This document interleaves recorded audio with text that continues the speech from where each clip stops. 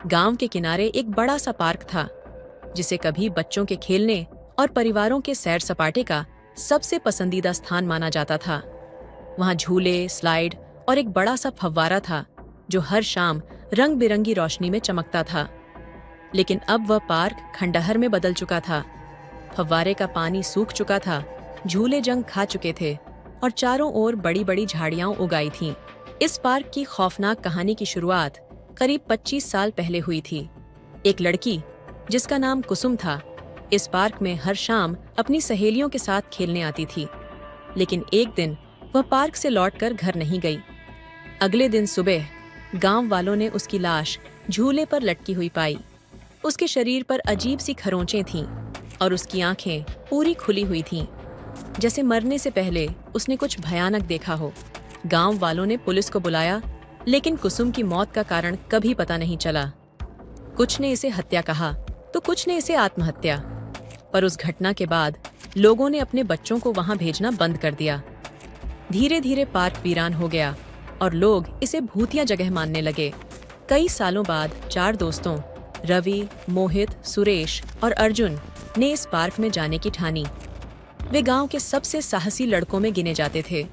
भूत प्रेत की कहानियों को वे मजाक समझते थे और हमेशा ऐसी जगहों पर जाने की योजनाएं बनाते थे।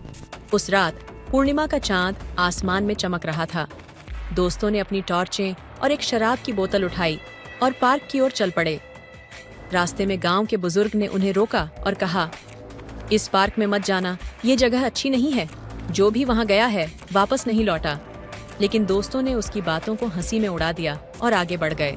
पार्क में घुसते ही चारों ने महसूस किया कि वहां कुछ अजीब है। हवा में अजीब सी ठंडक थी और पेड़ों की शाखाएं सरसराते हुए किसी के चलने की आवाज जैसी लग रही थीं। अर्जुन ने मजाक में कहा, शायद ये भूत हमें स्वागत करने आए हैं।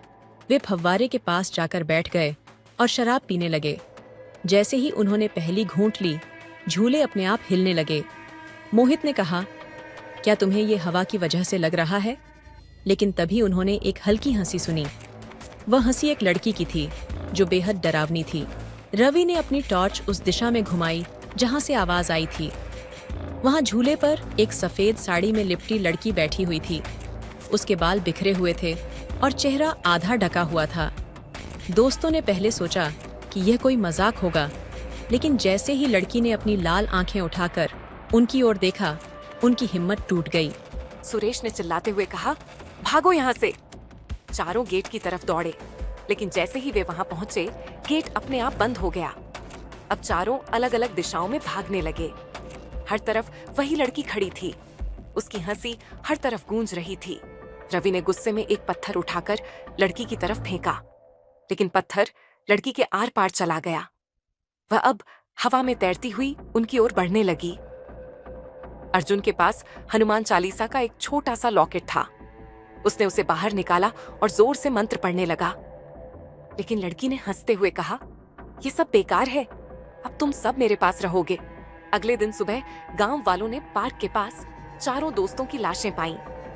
उनकी आंखें पूरी खुली थीं और चेहरों पर डर का भयानक भाव था। उनके शरीर पर वही अजीब खरोंचें थीं जो कुसुम के शरीर पर पाई गई थीं। गांव वालों ने यह घटना पुलिस को बताई, लेकिन पुलिस ने इसे अज्ञात कारणों से हुई मौत मानकर फाइल बंद कर दी। अब गांव के लोग उस पार्क के पास भी जाने से डरते हैं।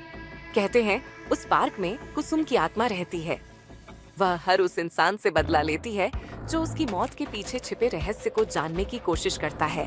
अगर आप कभी ऐसे सुनसान पार्क में जाएं, तो सोच समझकर कदम रखें। क्या पता वहां भी कोई अज्ञात आत्मा आपका इंतजार कर रही हो।